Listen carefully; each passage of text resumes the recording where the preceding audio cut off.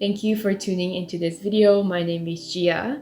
So in today's video, I want to share with you guys about 3 areas of balance to look at, to reflect on.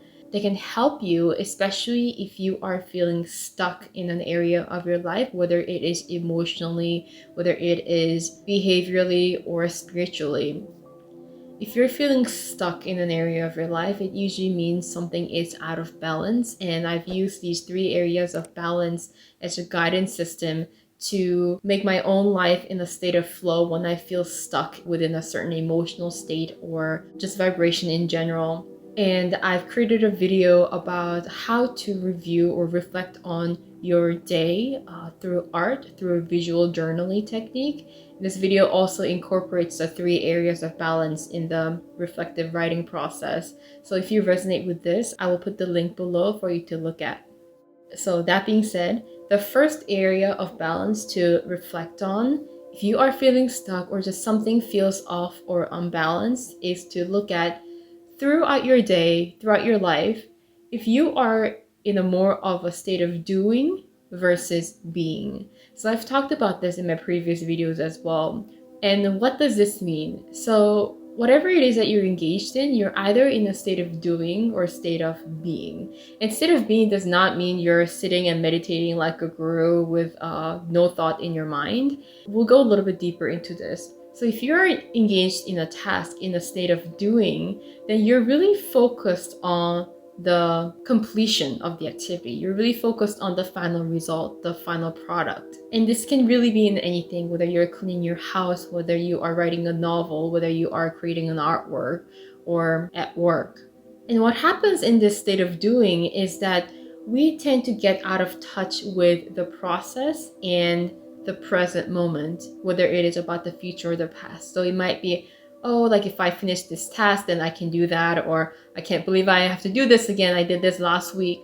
All these kind of result-oriented or past and future-oriented thoughts that we get into tend to keep us from being able to really being present, being in the state of being with whatever it is that we're doing. And why this is important to recognize is because this usually keeps us from being able to really get into the flow of the task and also make the task somehow meaningful or enjoyable for ourselves. It tends to create resistance through the thoughts that we hold or certain emotions that we hold when we're in a state of doing, because we're not fully aligned with what it is that's unfolding just right in front of us. On the other hand, when you are in a state of being in whatever task that you're doing in that moment, you are fully present with it. You're really present with the process. You're in tune with the flow of the task unfolding rather than being distracted with your thoughts about what might happen or what could happen or what has happened and all the emotions that comes with these thoughts. As simple as when you're waiting in line to check out with your groceries, when you're in that state of being, then you're simply noticing what's happening around you. You're waiting in line, there are 2 people in front of you, and you hear some people talking over there, and your focus is kind of going to different places, and you're aware of it, allowing that reality to play out rather than putting labels and thoughts and beliefs onto what happens, and we begin to operate from our limited thoughts that's usually based on not here and now. I don't find myself in this state of being all the time. Of course, I lose touch from it and then I get into the mind and thoughts, and that's okay as long as we're able to consciously bring it back to the present moment. But what's powerful about this state of being is that we begin to build multiple perspectives to our situations that we're in, and we learn to find meaning in those situations that might feel meaningless or situations that we might easily just label as I like it or I don't like it. Take a look at and reflect on how much of your day you spent in a state of doing, going, versus a state of being. Another way to say it is how much of your day were you conscious of the moments of your life versus having your subconscious mind run your life. The second area of balance to look at if you're feeling uncertain or self-doubt or just stuck in life in general, take a look at the balance of being alone versus with others.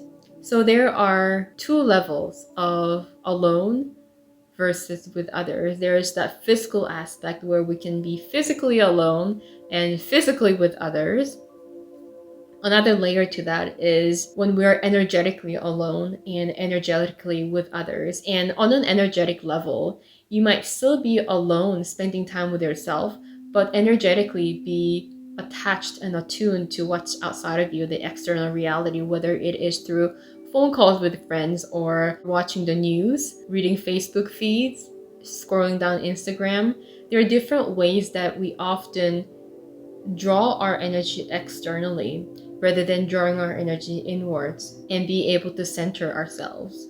So, energetically alone simply means you are fully present and alone with your own awareness, with your own consciousness, where your attention and your energy is drawn to yourself and working through your own mind, working through your own reality within you, rather than the external reality of what your neighbor said to you the other day or how your boss treated you, the relationship issues that you're going through. It doesn't mean that all the challenges that we experience from the external world will be all resolved and fixed just because we are tuning into ourselves. But it does mean that when we are able to draw our energy inwards and operate from this state of centeredness and groundedness, then even when we encounter situations that might be challenging, whether it's through relationships or at work per se, we're able to hold this centeredness in the way that we respond to others and deal with the situation. And it often gives us broader perspective in which we interpret the situation, as well as reflect a little deeper in terms of what this might mean and what lessons we might be learning from these experiences. So again, being alone energetically really means you are drawing your energy, unplugging the cords from the outside world and plugging it back to yourself and diving deeper within you, whether it is through reading a book or you are really reflecting on what happened, meditating, drawing, listening to music. So I invite you to look at how much of your day was about being energetically alone versus energetically with others, with the external world. The third area of balance to look at if you are feeling stuck or uncertain or having doubt coming up in your life and you want to move forward and push forward, take a look at the balance of your life in higher vibration versus lower vibration. And when I say vibration, I'm talking in terms of your level of emotions. Emotions are essentially vibrational states that are translated in ways that we can feel it and experience it. If you are feeling low in vibration, take a look at what kind of thoughts or beliefs you're playing out in your mind. You can also do the same thing when you're feeling higher in vibration. And I'll put a link to Abraham Hicks' emotional guidance scale.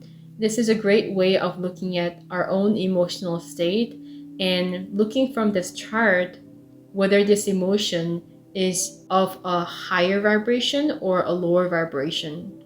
And this chart shows you a list of different emotions from the lower to the higher vibrational states. So for example, higher vibrational emotions might be something like gratitude, joy, inner peace, love, and lower vibration can be something along the lines of doubt, worries, fear, guilt, anger, depression, and so on. So reflecting on this balance of higher vibration and lower vibration is not necessarily to see if it's a bad thing or a good thing, but it's rather to gain awareness of where you are vibrating at emotionally in that moment so that you can use that as an inner guidance system to shift it to the state that you want. There are so many times in my own personal life, I would just somehow feel very down and don't really feel like being active, which is fine. But sometimes it's important for us to go a little bit deeper into what this is about. And in that moment, if I were to kind of name an emotion that I'm feeling that resonates with this thought, this vibration that I'm offering in that moment, then this emotion can easily be taken to that emotional guidance scale and to see where I am at vibrationally. And this has really given me an idea of where I can take with this. How can I improve my day if that feels necessary? Or do I want to stay here and explore this? Or do I want to shift out of it for something new? So these are 3 areas of balance that I want to share with you guys that can guide us in recognizing where and what it is that we might be feeling stuck in our lives on many different levels. If you have any questions about this, feel free to comment below. If you have your own areas of balance that you've really been looking into that has been helpful in your life, please share that in the comments below so that we can all have access to this information.